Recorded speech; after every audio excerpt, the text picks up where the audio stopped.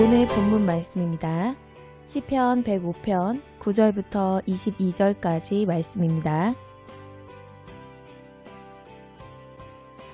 이것은 아브라함에게 하신 언약이며 이삭에게 하신 맹세며 야곱에게 세우신 율례 곧 이스라엘에게 하신 영영한 언약이라.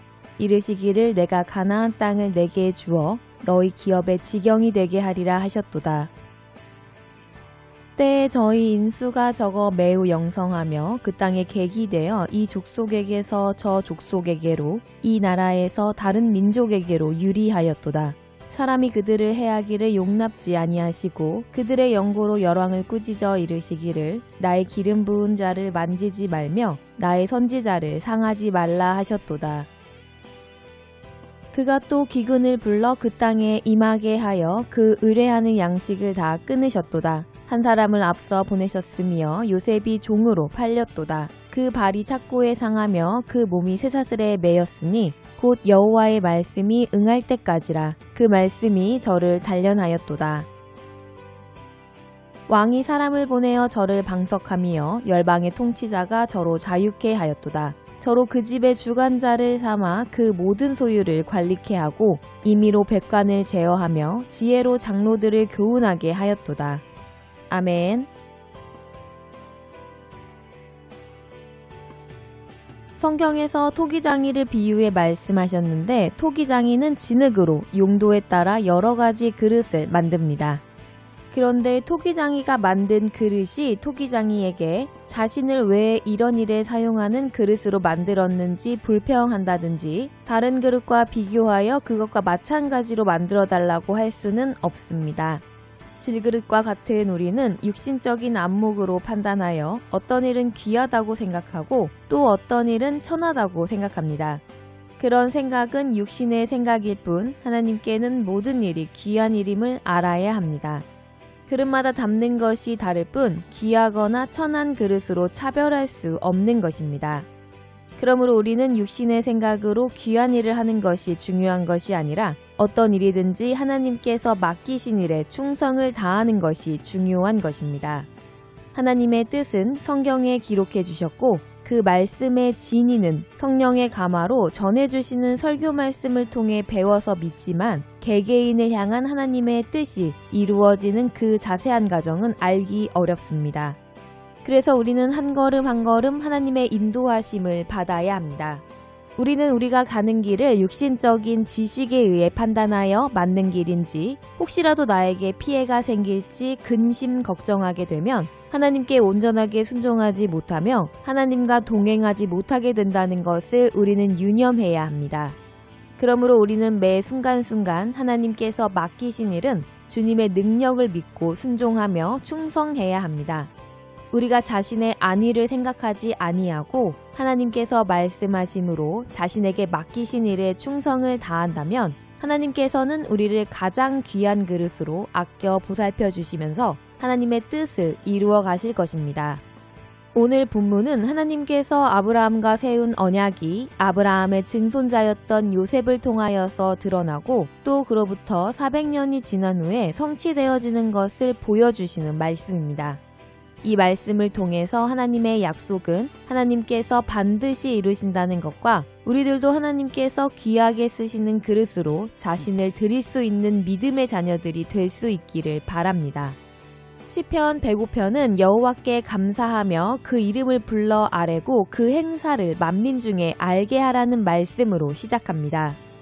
즉 우리가 하나님의 역사하심과 구원하심 또 일하심을 만민 중에 알게 해야 한다는 것입니다.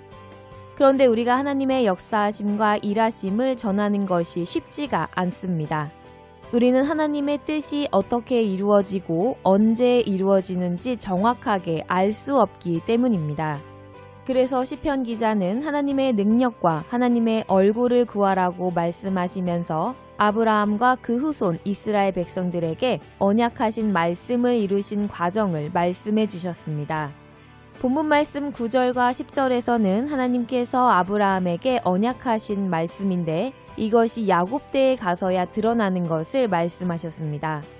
아브라함과의 약속이 야곱이 야복나루에서 천사와 밤새도록 씨름을 하고 난 후에 그 이름을 이스라엘이라고 고쳐주시는 역사로 드러났다는 것입니다.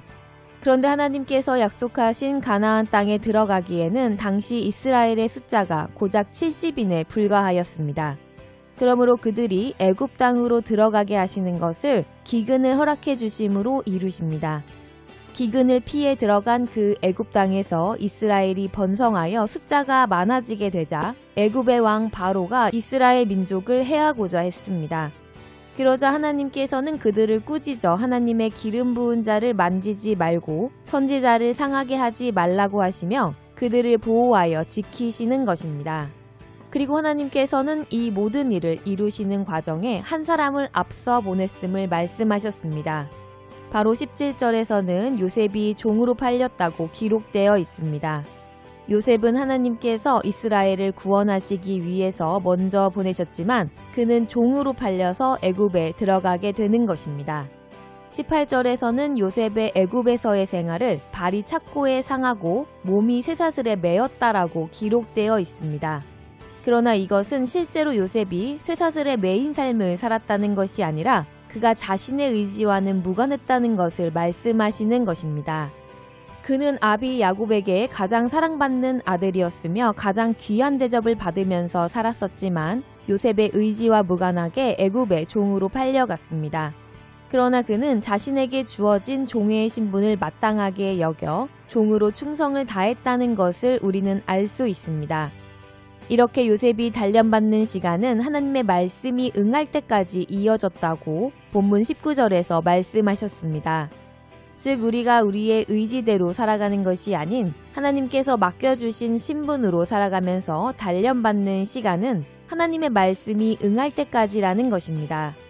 그렇게 단련받는 시간이 지나자 드디어 요셉은 하나님께서 저를 높이시고 백관을 제어하며 장로들을 교훈하는 지위에 오르게 되었으며 그때 이스라엘은 애굽으로 들어가 그 안에서 하나님의 때를 기다리게 되어지는 것입니다.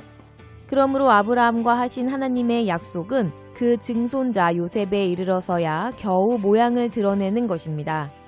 그리고 이후에 400여 년이 지난 후에 출애굽의 역사를 이루시고 광야를 지나 정복전쟁의 시대, 가나안 입성의 시대가 되어져서야만 하나님께서 약속하신 것이 이루어지는 것을 우리는 알 수 있습니다. 그래서 우리가 하나님의 역사하심과 뜻을 전하는 것은 매우 중요한 것이지만 매우 어려운 일입니다. 우리가 하나님의 뜻을 남들에게 전해준다고 할지라도 그 뜻이 바로바로 이루어지고 눈에 보여지는 것이 아니기 때문입니다. 그러므로 시편 기자는 자신이 전한 도를 인하여서 핍박을 받고 괴로움을 당하여 눈물로 침상을 적신다고 토로하였습니다. 그렇다면 우리는 어떠한 마음으로 하나님의 말씀을 전하고 하나님의 역사하심을 기다려야 합니까?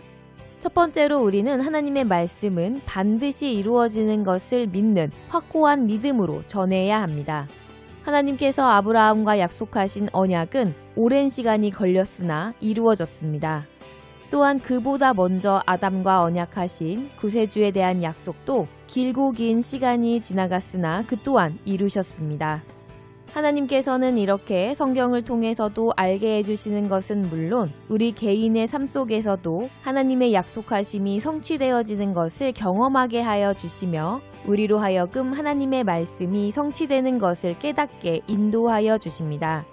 우리는 이렇게 보고 듣고 배우고 또한 체험한 것을 잊어버리지 말고 아주 작은 것이라도 기억한다면 하나님의 역사하심을 믿음으로 평안히 기다릴 수 있을 것입니다. 또한 두 번째로는 우리의 삶의 주인이 내가 아니라는 사실을 항상 기억해야 합니다.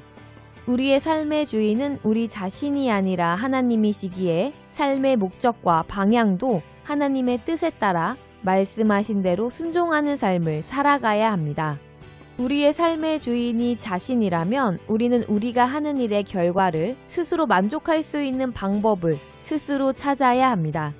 또한 그 일로 인한 영광을 스스로 얻어야 한다고 생각하지만 언제 얻을지 알 수 없는 결과를 기다린다면 지칠 수밖에 없고 나아가서 결국에는 실망함으로 말미암아 영생의 길, 구원의 길에서도 돌아서게 되어지는 것입니다. 그러나 우리의 삶도 이 땅의 모든 역사도 주님께서 주관하시며 그 영광도 주님의 것이라는 것을 우리가 안다면 그 과정에서 자신에게 맡겨진 본분에 충성할 수 있으며 그 결과를 얻기 위해서 어리석은 행동을 하지 않을 수 있게 될 것입니다. 우리는 하나님의 뜻하심을 이루실 수 있게 되기 위해서 내게 주어지는 역할에 충성을 다하는 일꾼일 뿐입니다. 일꾼인 우리가 그 이루어지는 일의 열매를 손에 넣고자 한다면 그것은 옳지 못한 것입니다. 우리는 각자에게 맡겨진 본분에 충성하지만 그 결과는 우리가 원하는 때에 우리가 만족할 것으로 얻고 누려야 한다고 생각하지 않아야 합니다. 우리가 하나님의 뜻을 믿지 않는 자에게 하나님의 역사하심을 증거하는 것은 우리에게 맡겨진 일이나 그들이 하나님께로 돌아와서 우리를 향하여 감사하며 존중하며 믿음의 선배로 칭찬하고 박수치는 것은 우리의 누려야 할 것이 아닌 것입니다. 우리는 그저 심고 물 주는 자이지 열매를 맺게 하는 자도 아니며 거두는 자도 아니고 또한 누리는 자도 아니기 때문입니다. 예수님께서도 세상의 종말이 언제인지 아시는 하나님이셨으나 이 땅에 계실 때에는 자신의 본분이 아닌 일에는 철저하게 겸손하시면서 그 날과 때는 오직 아버지만 아신다고 말씀하셨습니다. 예수님께서도 자신의 본분에 대하여 철저히 순종하고 복종하셨습니다. 그렇다면 우리는 어떻습니까? 히브리서 12장에서는 믿음의 주이시며 또한 온전케 하시는 이인 예수님을 바라보라고 말씀하셨습니다. 우리는 하나님께서 하나님의 뜻을 이루기 위해 말씀하시면 그 뜻하심이 언제 어떻게 이루어지는지 알려고 합니다. 그러나 이것은 우리의 본분이 무엇이냐는 근본적인 질문에 대한 답이 아닙니다. 아브라함은 갈대아 우르 땅에서 갈 바를 알지 못하고 나갔다고 말씀하셨습니다. 혹시 우리의 본분이 열매가 언제 익는지 알고 그 열매를 수확하여 부요를 누리는 자라고 생각하고 있다면 우리는 자신의 삶의 주인의 자리에 하나님이 아닌 바로 나 자신을 올려두고 있는 것입니다. 그가 바로 주인의 곡간을 탐내는 가짜 종이 될 것입니다. 우리는 그 열매를 누리는 자가 아닙니다. 단지 하나님 앞에 충성하는 것이 본분이며 하나님께서 주시는 상을 받아 누리는 자일 뿐입니다. 하나님께서는 많이 맡은 자나 적게 맡은 자나 똑같이 충성된 자를 향하여서 주인의 즐거움에 참여하라고 말씀하셨습니다. 우리는 주인의 즐거움에 참여할 만한 충성된 종입니까? 자신의 위치를 제대로 알지 못하여 주인의 곡간을 탐내는 어리석은 도적입니까? 우리 모두 자신에게 맡겨주신 본분에 죽도록 충성하여 주님의 기쁨에 참여하며 주님과 함께 영광을 누리는 하나님의 자녀들이 다 되시기를 바라며 주 예수님의 이름으로 축복합니다.